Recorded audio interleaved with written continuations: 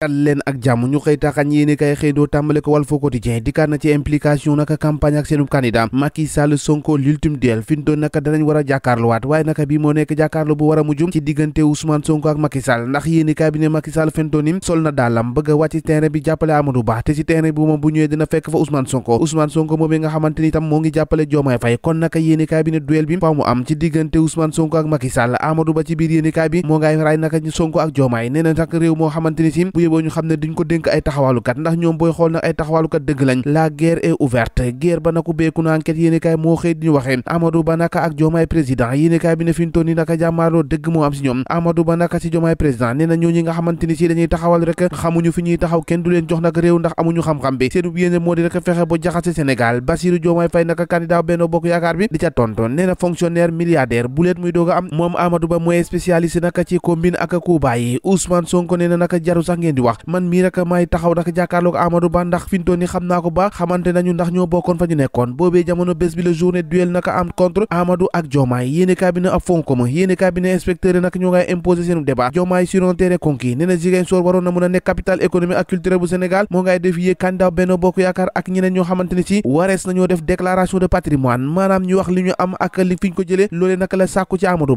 Ba ne mene local Sonko ak Diomaye fintoon naka taxaw nañu ngir rek nekk ab danger boo xamante ni si noonu la ñu indi réew mi yéene cabinet Macky aux côtés de son candidat si kii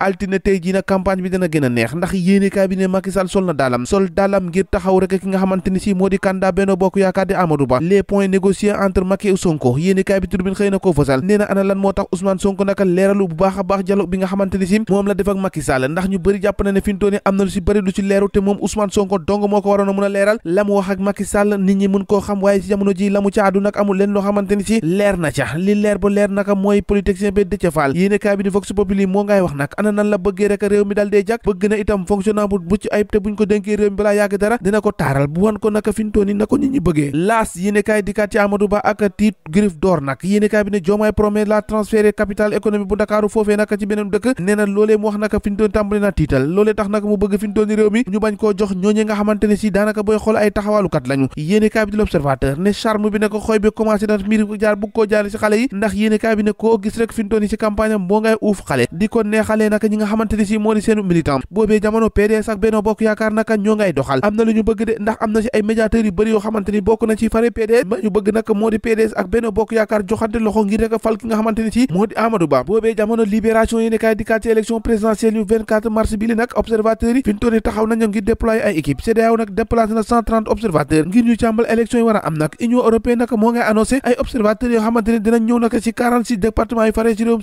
Sénégal googee nag ñu ngi ci ligne droite bi fi ñu toll nag la ca mujj bëreetul nag fi ñu toll élection yi dal di see jubul ndax ni ci dimanche bi ñu dal dee jëgmal nag ti lay lépp war a leere ci la ñuy xam ana kan mooy doon juróomeelu président de la république bu Sénégal boobee jamono Le Soleil yéeni kaay di ko feelu foofal nag candidat yi nag ku nekk yaa ngay fësal la nga bëgg ak la nga namu ci candidat yi nag fi nga toll nii ngir dëralee ko réew mi yoor yéeni kaay ne fi ñu toll nag caravane coalition Diomaye président lu ngeen ci xamul ne nag duo Ousmane Sonko ak Diomaye ñoo ngi wàccee sud bi diggante Casamance ak la ko wër nag fi ñu toll nii nana ko tëbb nañ ko ba mokk rumbax nag ak caravane yoo xamante ni si la leen topp ci mbooloo bari na lool combat baa ngi noonu dimanche ak jàmm lay leer mën sa morom duma que le meilleur gagne ñoo ko déggandoo jàngeen jëf ba ëllëg